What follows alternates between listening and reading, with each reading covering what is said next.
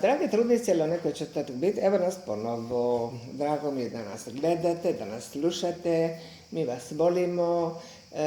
Tek toliko da znate, draga moja trudnice, ovdje sad ja govorim u ime vaše bebe.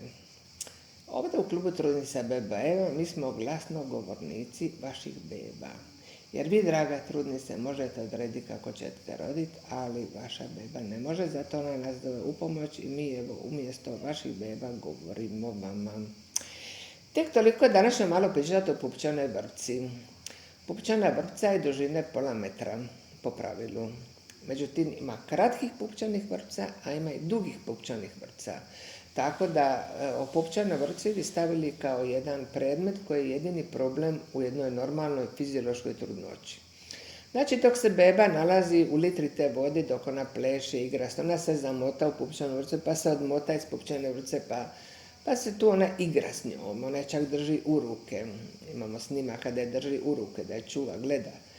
I tako da ta pupčana vrpca, zato smo rekli da ultrazvučno negdje na pola 8. mjeseca ćete ići na ultrazvuk i pogledati da nije ta pupčana vrpca bebi oko vrata ostala zamotana.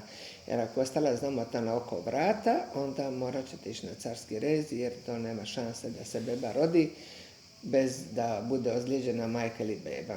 Znači, može se desiti da pupčana vrpca bude kratka. Onda porod počne krasno, divno, ide dobro, sve do određenog trenutka.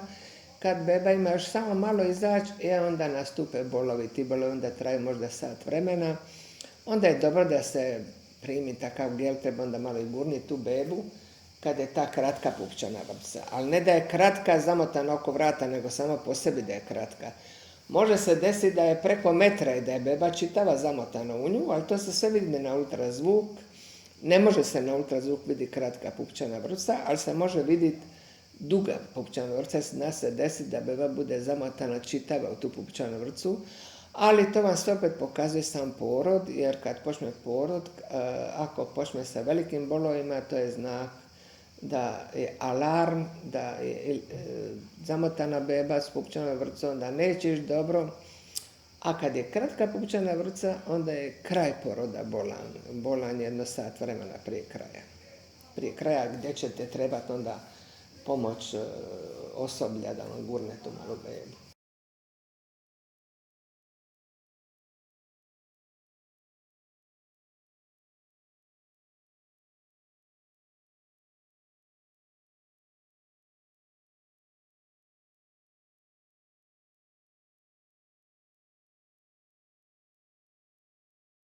Znači, imamo prvih 8 tjedana kad se stvara na neki nama nepoznat način to novo biće koje je savršeno, jedinstveno, neponovljivo, genski kodom, ne znamo na koga je otišlo, tako da nakon tih 8 tjedana se stvara posteljica, plodna voda, ovoji, i sa 12 tjedana je sve zaštićeno, sve je napravljeno i posteljica, plodna voda i ovoji. Posteljica je jedan dio u trudnoći koji se nalazi slijepljen jedan dio za stijenku maternice, a u drugom dijelu u ovojima se nalazi mala beba i pupčana vrpca unutra.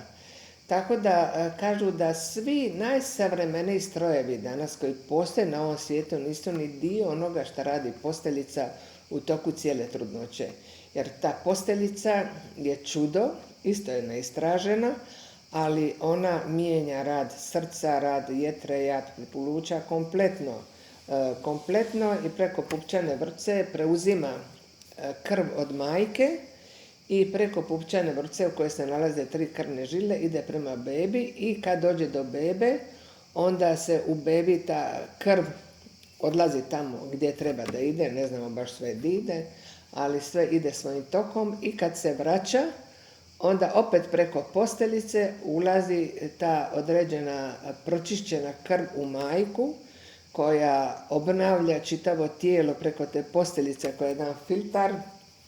Od majke uzima se krv koja ide u malu bebu, iz male bebe na nama nepoznat način kako to ide, vraća se ta krv u majke koja do kraja trudnoće sve, čak i kad su karcinomi stanice nešto, i štitnjaču i sve popravlja, tako da na sam dan poroda, kad majka ima roditi tu malu bebu, ona nikad u životu neće biti zdrava nego taj moment, zahvaljujući toj posteljici i radu te posteljice. A inače, davno se već zna da ta posteljica se već godinama prodaje u kozmetičke svrhe.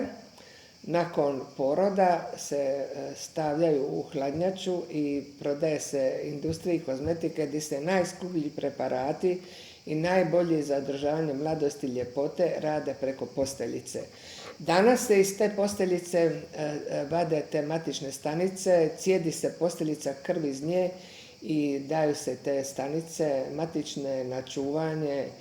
I tako da kažemo, ta posteljica je čudo, smatra se da je živo, tako da kod poroda doma stručnjaci kažu da ne znaju kako može porod biti kući, jer ne znaju gdje će s tom posteljicom koju smatraju da je živa. Koliko ona živa u trudnoći, toliko i nakon trudnoće daje znakove koji su više nego važni. Tek toliko i u posteljici, do sljedećeg susreta.